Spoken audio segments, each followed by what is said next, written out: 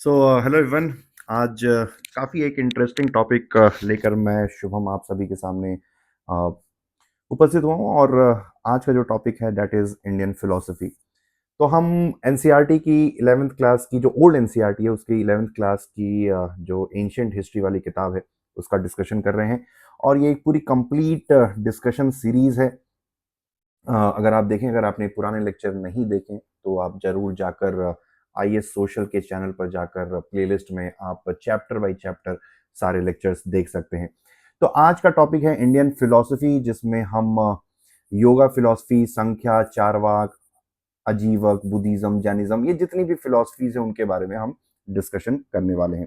तो बने रहिएगा इस लेक्चर में, काफी इंपॉर्टेंट और इंटरेस्टिंग लेक्चर होने वाला है। चलिए, अगर हम इवोल्यूशन से शुरुआत करते हैं तो अगर आप इंडियन फिलोसफी के इवोल्यूशन की बात करें तो स्टार्टिंग में जब अभी फिलोसफी का जन्म हो रहा था तो उस टाइम पर मेनली मटेरियलिस्टिक जो फिलोसफी है उसका ज्यादा बोलबाला था। मटेरियलिस्टिक फिलोसफी का मतलब है बेसिकली जो साइंस एंड टेक्नोलॉजी से रिलेटेड है, जो समाज के नियम कानून से रिलेटेड जो फिलोसफीज हैं वो सारी किताबें लिखी जा रही थी। इसमें अगर आप देखें तो अर्थशास्त्र किताब लिखी गई जो कि कौटिल्य ने लिखी थी। माना जाता है कि लगभग 300 बीसी में इस किताब को लिखा गया। फिर वात्स्यायन ने कामसूत्र लिखी। फिर धर्मशास्त्र लिखे गए। ठीक है, धर्मशास्त्र जिसमें मनुस्मृति हो गया आपका, फिर नारद स्मृति हो गया, यज्ञवल्क स्मृति हो गया। तो ये सारी basically secular aspect of the society के हिसाब से जो मटेरियलिस्टिक एस्पेक्ट है उस पर किताबें लिखी जा रही थी। फिर धीरे धीरे अगर आप देखें तो ग्रेजुअली जो समाज का जो गोल है वो सेल्वेशन, मोक्ष की तरफ चला गया। पहले जो है जो फोकस था वो प्रॉब्लम सॉल्विंग के ऊपर फोकस था कि जो डे टू डे प्रॉब्लम्स है उसको किस तरीके से सॉल्व कर सकते हैं। ठीक है, जैसे मान लीजिए कि समाज को कैसे चलाना है, एक देश को कैसे चलाना है, उसके बारे में अर्थशास्त्र ने बात करी है। फिर आपकी फिजिकल या आपकी सेक्सुअल लाइफ वेलबींग कैसी होनी चाहिए उसके बारे में कामसूत्र ने बात करी। फिर समाज के नियम कानून क्या होने चाहिए, समाज किस तरीके से चलना चाहिए उसके बारे में धर्मशास्त्र ने बात करी। तो पहले जो फोकस था, जो इंडिया की फिलोसफी का जो फोकस था, जो किताबें लिखी जा रही थी generally day to day problems को सॉल्व करने के लिए लिखी जा रही थी। लेकिन धीरे धीरे जब समय आगे बढ़ा तो जो मोक्ष प्राप्त करना सबसे बेसिक, जो सबसे अल्टीमेट गोल बन गया, ठीक है, मोक्ष प्राप्त करना।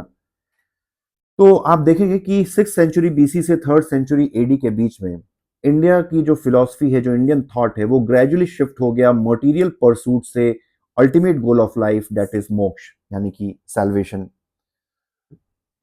और ये जो सैल्वेशन वाली जो फिलॉसफीज हैं जनरली बात करती हैं आत्मा के बारे में, खुद की सेल्फ डिस्कवरी के बारे में, ब्रह्मा के बारे में कि ईश्वर क्या है, ईश्वर के क्या रूप है, ईश्वर का क्या मतलब है।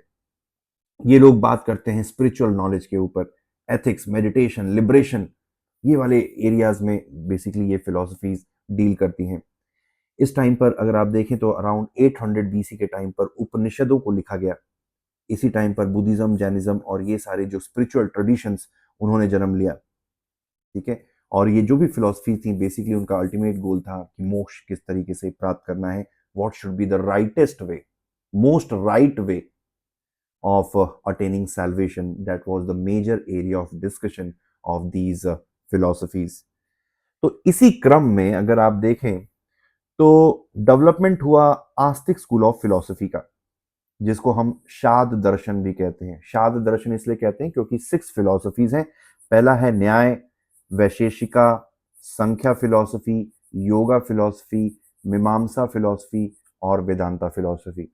तो आज का जो डिस्कशन होने वाला है वो इन्हीं 6, ये जो 6 फिलोसफीज हैं उनके बारे में है।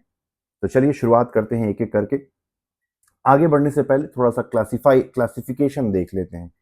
तो इंडियन फिलोसफीज को 2 पार्ट में डिवाइड किया गया है, आस्तिक स्कूल ऑफ फिलोसफी और नास्तिक स्कूल ऑफ फिलोसफी। अब दोनों में फर्क क्या है? तो पहली बात यह है कि आस्तिक को ऑर्थोडॉक्स स्कूल भी कहते हैं और नास्तिक को हेटेरोडॉक्स स्कूल भी कहा जाता है। तो जो फिलोसफीज मानती हैं, जो वेदों की अथॉरिटी को मानती हैं, ठीक है, द फिलोसफीज हु एक्सेप्ट, जो मानती हैं कि वेद जो है सत्य है, वेदों में जो लिखा हुआ है वो सत्य लिखा हुआ है, ऐसी फिलोसफीज को आस्तिक स्कूल में रखा गया है। और जो फिलोसफीज वेदों को रिजेक्ट करती हैं उनको नास्तिक स्कूल में रखा गया है। तो ये हो गया आस्तिक और नास्तिक स्कूल। एक चीज ध्यान में रखिएगा, ये जो क्लासिफिकेशन है और आस्तिक और नास्तिक का, इसका ईश्वर से कोई लेना देना नहीं है कि ये पर्टिकुलर फिलॉसफी ईश्वर पे विश्वास करती है या नहीं करती है। ठीक है, ये क्लासिफिकेशन ईश्वर पे विश्वास करने पर नहीं बेस्ड है। जनरली हम जो डे टू डे लाइफ में आस्तिक और नास्तिक शब्द सुनते हैं, वो ईश्वर और ईश्वर को मानने वाले को आस्तिक बोलते हैं, नहीं मानने वाले को नास्तिक बोलते हैं। ये सिंपल है। लेकिन अगर आप देखें, जो ये क्लासिफिकेशन, जो एकेडमिक सेंस में जिस क्लासिफिकेशन की हम बात कर रहे हैं, उसमें आस्तिक और नास्तिक स्कूल का जो डिफरेंस है, ठीक है, आस्तिक और नास्तिक स्कूल का जो डिफरेंस है, वो इस बात से होता है कि particular philosophy, whether that particular philosophy accepts Vedas और रिजेक्ट्स वेदास। तो एक्सेप्ट करेगी तो आस्तिक में रखेंगे, रिजेक्ट करेगी तो उसको नास्तिक में रखा गया है। तो आस्तिक में बेसिकली 6 स्कूल है, जिसको साध दर्शन भी कहते हैं, जिसमें संख्या, योग, वैशेषिका, न्याय, पूर्व मीमांसा और उत्तर मीमांसा आते हैं। और नास्तिक स्कूल में आते हैं बुद्धिज्म, जैनिज्म, अजीवक, चारवाक, अजनाज और शाश्वतवाद। तो ये 6 फिलॉसफीज हैं नास्तिक स्कूल की। ठीक है, इन्हीं फिलॉसफीज को एक एक करके हम अगले लेक्चर में, मतलब इस लेक्चर के अगले पड़ाव में उनको हम डिस्कस करेंगे। तो सबसे पहला नाम आता है संख्या फिलॉसफी का। तो संख्या फिलॉसफी के जो प्रोपाउंडर थे, उनका नाम था कपिल। ठीक है, संख्या फिलॉसफी के प्रोपाउंडर का नाम था कपिल। इस फिलॉसफी के हिसाब से God is not the creator of the universe. Very important. ये जो दुनिया है, ये जो संसार है, वो कभी उस इस संसार को किसी ईश्वर ने नहीं बनाया है। ठीक है, ये संसार ईश्वर की उत्पत्ति नहीं है। दे reject the concept of divine origin of kingship. ठीक है, अब संख्या स्कूल देखें तो संख्या स्कूल को भी 2 कैटेगरीज में डिवाइड किया गया है, ओल्ड संख्या स्कूल और न्यू संख्या स्कूल। तो ओल्ड संख्या स्कूल के हिसाब से कि ये संसार ईश्वर ने न बनाकर प्रकृति का बनाया हुआ है, यानी इस संसार जो है, प्रकृति ने इस संसार को बनाया है, किसी डिवाइन पावर ने नहीं बनाया है। तो बेसिकली ओल्ड संख्या स्कूल एक मर्टलिस्टिक फिलॉसफी है। वहीं पर न्यू संख्या स्कूल की अगर हम बात करें, तो न्यू संख्या स्कूल कहता है कि 2 चीजें होती हैं, एक होता है पुरुष, एक होता है प्रकृति। ठीक है, पुरुष और प्रकृति 2 अलग अलग चीजें होती हैं, और जो ये संसार है, वो पुरुष और प्रकृति दोनों ने बनाया है। पुरुष हो गया हमारी कॉन्शियसनेस, हमारी चेतना, प्रकृति हो गई मैटर, यानी कि जड़। जड़ और चेतन दोनों ने मिलकर इस संसार को बनाया है। तो बेसिकली जो न्यू संख्या स्कूल फिलॉसफी है, वो एक स्पिरिचुअल व्यू देती है। वो एक तरीके से मानती है कि संसार को किसी ईश्वर या दैविक शक्ति ने बनाया है। फिर संख्या स्कूल के हिसाब से अगर आपको मोक्ष की प्राप्ति करनी है, तो ज्ञान के रास्ते पर चल के मोक्ष की प्राप्ति कर सकते हैं।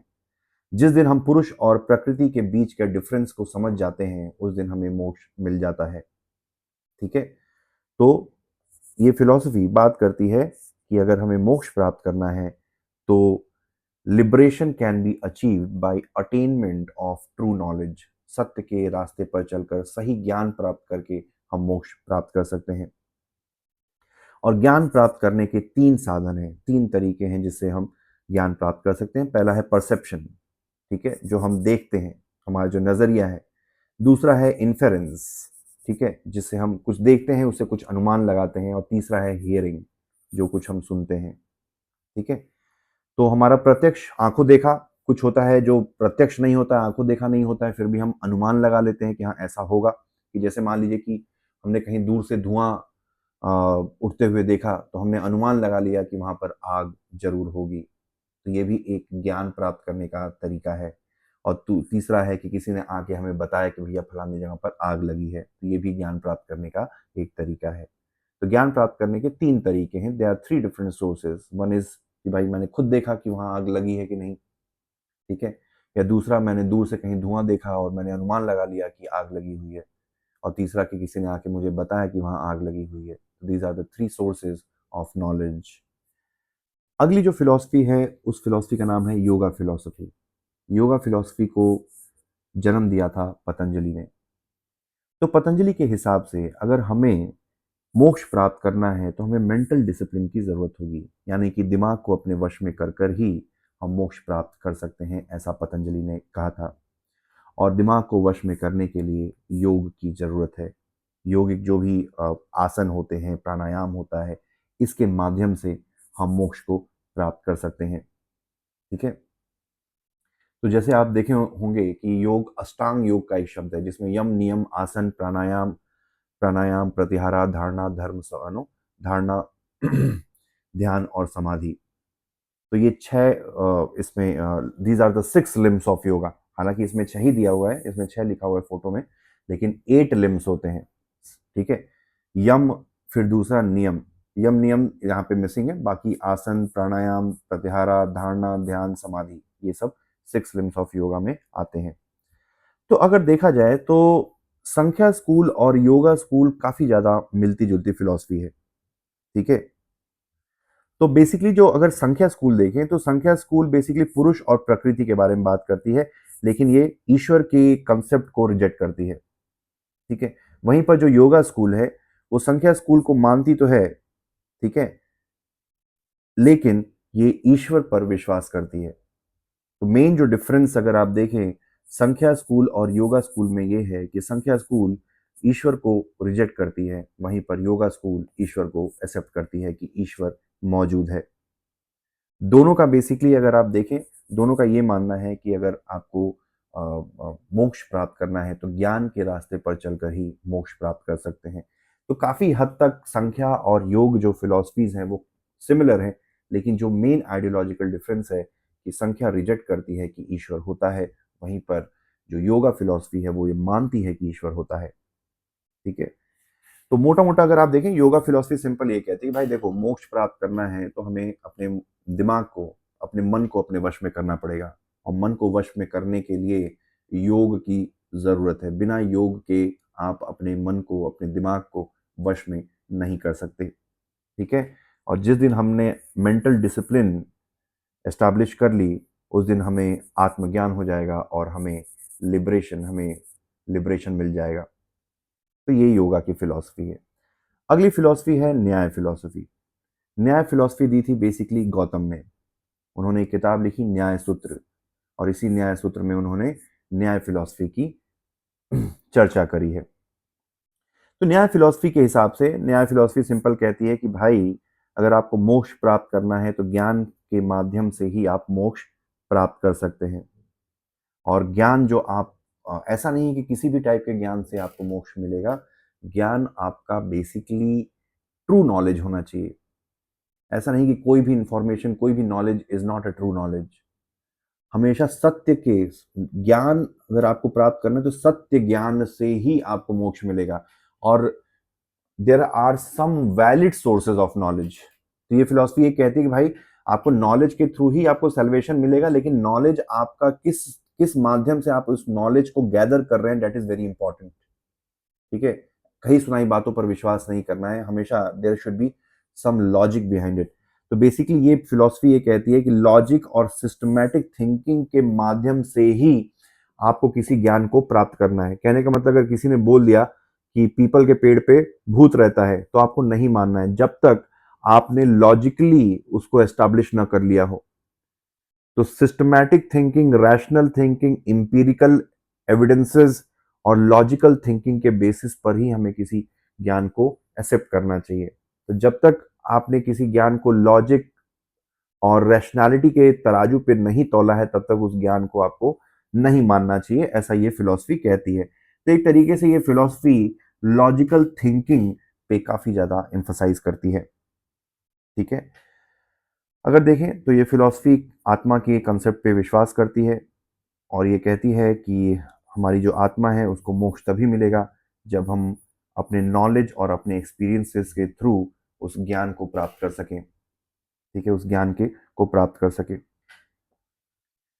तो बेसिकली जो मिथिला यूनिवर्सिटी है जो कि बिहार में लोकेटेड है, यहाँ पर न्याय शास्त्र की पढ़ाई की जाती थी। तो ये याद रखेंगे, एंशियंट बिहार में जो मिथिला रीजन है, मिथिलांचल जिसको कहते हैं, नॉर्दर्न बिहार वाला जो हिस्सा है, यहाँ पर एक यूनिवर्सिटी होती थी जहाँ पर न्याय सूत्र, जो न्याय फिलॉसफी है, उसकी शिक्षा दीक्षा हुआ करती थी। तो ये ध्यान रखेंगे। फिर बात आती है वैशेषिका फिलॉसफी की। तो वैशेषिका फिलॉसफी को कंसेप्शलाइज किया था महर्षि कन्नड़ ने। उनके हिसाब से संसार की जितनी भी वस्तुएं हैं, all the objects in this universe are made of finite number of atoms. इस संसार में जो कुछ भी है, चाहे जैसे ये मटका हो गया, ये लकड़ी का स्टूल हो गया, या पत्थर हो गया, सब कुछ अणु से बना है, यानी एटम से बना है। ठीक है, अणु से बना है यानी कि एटम से बना है। ठीक है, atoms are eternal, they are indivisible and all pervading. मतलब कि हर संसार की जो वस्तु है वो एटम से बनी हुई है। और इस फिलॉसफी के हिसाब से एटम जो है एक तरीके से द माइन्यूटेस्ट जो पार्टिकल है वो एटम है। हालांकि बाद में डिस्कवरीज में पता चला कि भाई atom electron, proton, neutron, lepton, पता नहीं बहुत सारी चीज़ों से बना हुआ है। लेकिन खैर, ये पहली फिलॉसफी थी जिन्होंने ये बात कही कि ये जो पूरे संसार के जितने भी मैटर है, everything whatever is there in this universe is made of atom, अणु से बना हुआ है। और यही एटम्स मिलकर किसी भी एक फिजिकल ऑब्जेक्ट को जन्म देते हैं। तो हो गया ये फिलॉसफी। अगर आप देखें तो थोड़ा सा साइंटिफिक लगती है, लेकिन थोड़ा सा अनसाइंटिफिक भी है। ठीक है, क्योंकि ये फिलॉसफी ये भी कहती है कि हर एटम का क्या बिहेवियर होगा ये सुप्रीम में यानी कि ईश्वर डिसाइड करता है। कहने का मतलब ये है कि जैसे मान लो कि ये लकड़ी जो है, ठीक है, अगर आप ये देखें तो लकड़ी भी एटम से बनी हुई है, एटम से बनी हुई है। ये पत्थर भी एटम से बना हुआ है, अणु से बना हुआ है। लेकिन लकड़ी अलग दिखती है, पत्थर अलग दिखता है। लकड़ी सॉफ्ट है, लकड़ी जल सकती है, पत्थर नहीं जलता है। ये मटका अलग तरीके से व्यवहार करता है। आप मटके को पटक देंगे, मटका टूट जाएगा, लेकिन पत्थर नहीं टूटेगा। हो सकता है ये स्टूल ना टूटे। तो सवाल ये आता है कि जब सारी चीजें एक ही एटम से बनी हुई हैं तो हर टाइप का ऑब्जेक्ट अलग अलग क्यों बिहेव करता है? पानी अलग क्यों बिहेव करता है? लकड़ी अलग क्यों दिखती है? सबकी प्रॉपर्टीज अलग अलग क्यों है? तो ये फिलॉसफी में कन्नड़ आगे कहते हैं कि भाई इसके आगे वो चूंकि एक्सप्लेन नहीं कर पाए तो उन्होंने ईश्वर का नाम लिया कि भाई ये ईश्वर की मर्जी है कि कौन सा ऑब्जेक्ट किस तरीके से बिहेव करेगा। ठीक है, तो ये थोड़ा सा यहाँ पर जाकर ये फिलॉसफी जो है अनसाइंटिफिक हो जाती है, थोड़ी सी स्पिरिचुअल डायरेक्शन में चली जाती है। अगली जो फिलॉसफी है उसका नाम है पूर्व मीमांसा। ठीक है, पूर्व मीमांसा। तो पूर्व मीमांसा जो फिलॉसफी है उसके फाउंडर थे जैमिनी। ठीक है, Jaimini was the founder of पूर्व मीमांसा। उन्होंने एक टेक्स्ट लिखा, एक किताब लिखी जिसका नाम है मीमांसा सूत्र। मीमांसा का बेसिकली मतलब क्या होता है? मीमांसा का बेसिकली मतलब होता है art of thinking and interpretation.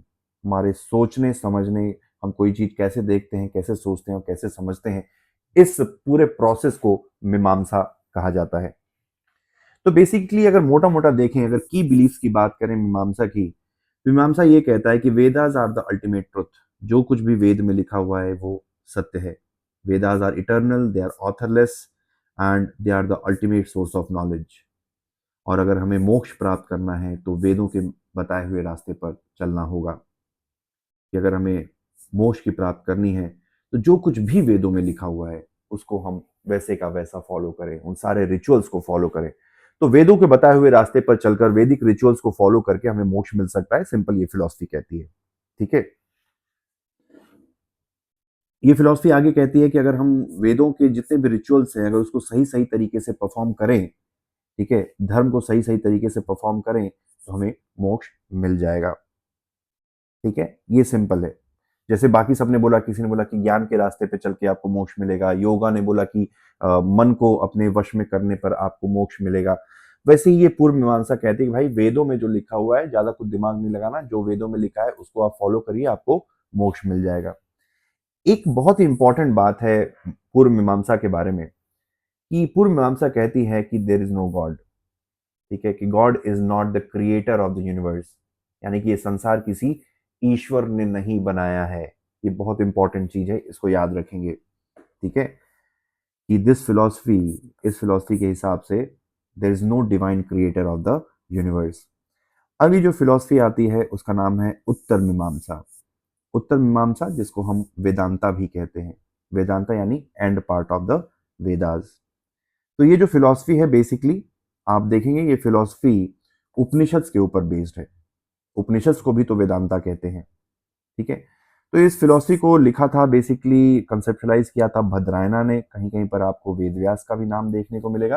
तो बेसिकली वेदव्यास, ऐसा माना जाता है कि वेदव्यास कोई इंसान का नाम नहीं था। वेदव्यास एक एक उपाधि थी। कोई भी इंसान जो धार्मिक किताबों को लिखता था उसको वेदव्यास का टाइटल दे दिया जाता था, या कोई किताब बहुत सारे लोग मिलकर लिखते थे तो सबको ऐसा बोल देते थे कि भाई ये किताब वेदव्यास ने लिखी है। ठीक है, तो ये वाली बात है।